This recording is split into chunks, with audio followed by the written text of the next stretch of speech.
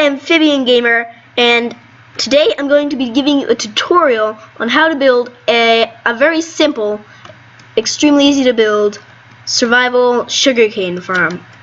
Now this is fully automatic, and here's an example of a completed one on one of my survival worlds. As you can see, the sugarcane grows, and then it gets harvested, it goes into the hoppers, and makes it into this chest here. And as you can see, there's quite a bit. This is perfect if you want to go away from keyboard and just let this thing run, because like I said, you need to do nothing to make this farm work. So here is the completed version. Very, very simple, very compact. It is 2 by 3. Actually, not quite that small, but if you count the rest of it. But the redstone is only 2 by 3, then the sugarcane and the hoppers to pick it up. So it's a very, very compact build. And now let's get into how to build this. So I've gone into a world and I'm ready to show you how to build this thing. So let's get straight into it. First, dig 3 blocks out into the ground like this. Place sand in the middle. Water back there. And a hopper facing this way. Then you want to dig out this block and shift and click this hopper so that this one points into this one.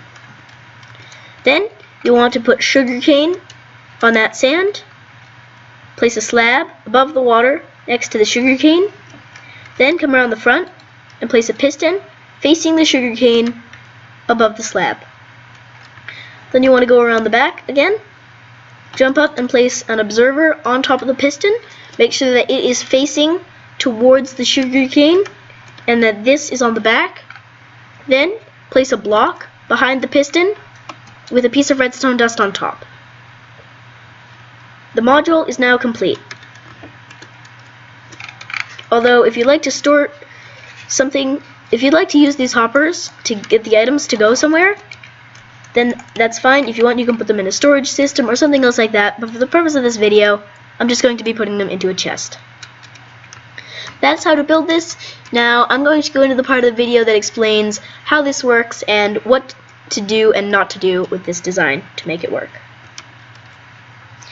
So in order to make this design work, you're going to need to note a few things. You can place these next to each other. For example, if you were to have another line of hoppers there, then mirror this on this side, that would work just fine. These can go right next to each other, as I'd shown on the previous clip where I showed in the survival world. One thing you cannot do though is this. You cannot place a block of wool behind this one and then build it mirrored.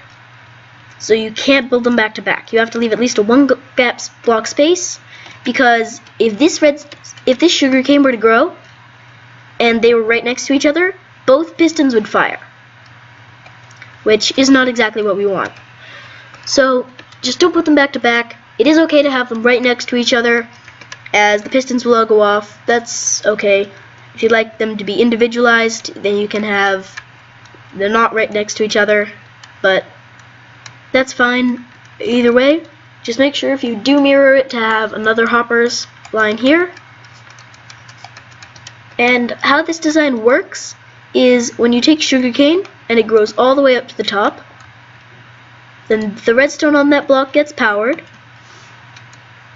then the piston fires, breaking these 2 pieces of sugarcane up here, and then they fall into the hoppers and go into the chest. The slab is above the water to keep any sugarcane from going that way. That's how this design works. That's all for this design. I hope you enjoyed this tutorial. It was my first one, so tell me what you think of it down in the comment section below. I am sorry I have not uploaded for a long time, a really long time, but I'm back now, and hopefully I plan to be doing some more videos in the future like this, tutorials. Also, I had a comment in one of my previous videos saying, do you have a custom skin? At the time I didn't, but now it is this. It's a frog, because that's kind of the theme of the channel. I have the frog picture, but this is the answer to the question. This is now the theme skin. It's this. So I hope you enjoyed this video. If you did, make sure to hit that like button, and if you really loved it, then make sure to subscribe. But thanks for watching, and I'll see you next time.